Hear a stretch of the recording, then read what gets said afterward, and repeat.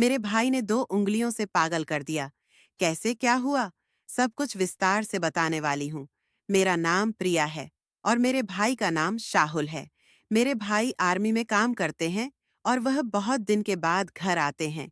यह घटना तब की है जब वह करीब 1 साल बाद छुट्टी में घर आए थे। उनकी उम्र 30 साल है और मैं 26 साल की हूँ। भाई की शादी अभी तक नहीं हुई है और मैं भी कुंवारी ही हूँ। मैं एक पढ़ी ली लड़की हूँ और एक बैंक में काम करती हूँ।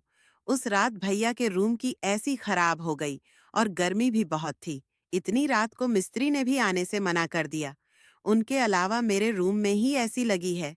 तो उस रात भैया मेरे कमरे में सोने के लिए आए, लेकिन उनकी मौजूदगी की वजह से मैं वह सब काम नहीं कर पा रही थी जो मैं आम तौर पर रोजाना खुद रात के अंधेरा में करती थी।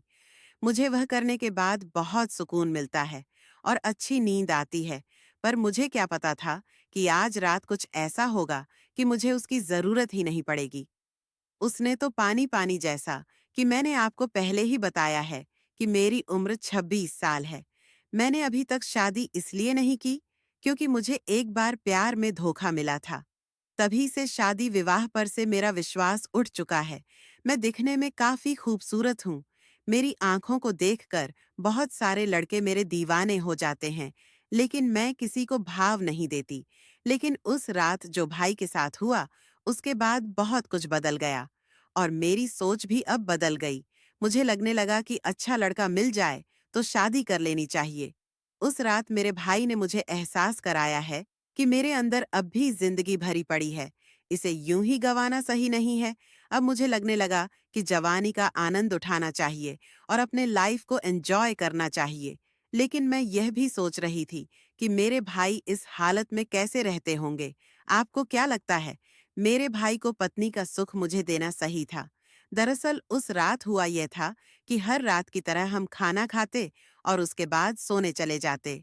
उस रात भी भैया सोने आए, पर मैं आंखों को बंद करके सोने का बहाना कर रही थी।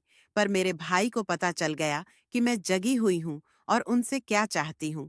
फिर हम लोगों ने बहुत मस्ती किया और सो गए। उसके बाद तो यह रोज का हो गया। ऐसा करते करते कब मेरे भाई का छुट्टी खत्म हो गया, मुझे पता ही नहीं चला। मेरे शरीर में परिवर्तन हो रहा था। मेरे चेहरे पूरी तरह खिल उठे थे और एक अलग ही चमक आ गई।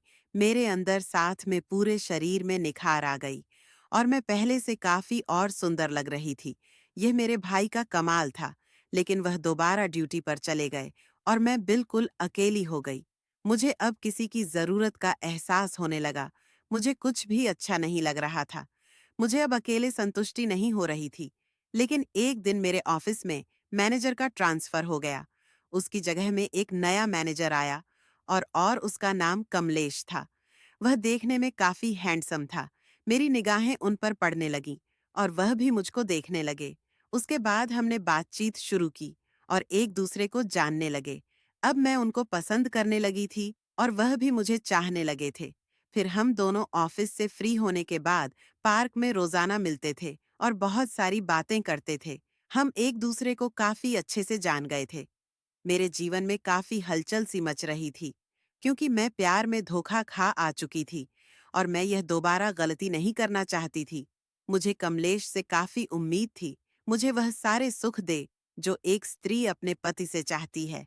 मैंने सब कुछ भूल के वर्तमान जीवन में जो हो रहा था उसको स्वीकार किया। मुझे सब कुछ अच्छा लगने लगा। मैं जो चाहती थी वह सब मिलने लगा और हम दोनों ने शादी करने का फैसला लिया। घर वालों की इजाजत लेकर हमने शादी कर ली और अब मैं कमलेश के साथ बहुत खुश हूँ। दोस्तों, क्या मैंने कमलेश के साथ सही किया? क्योंकि मैंने अपने भाई के साथ के रिश्ते को कमलेश से नहीं बताया था। आपको क्या लगता है भाई, जब राजी था तो मैंने जो किया, क्या वह सही था?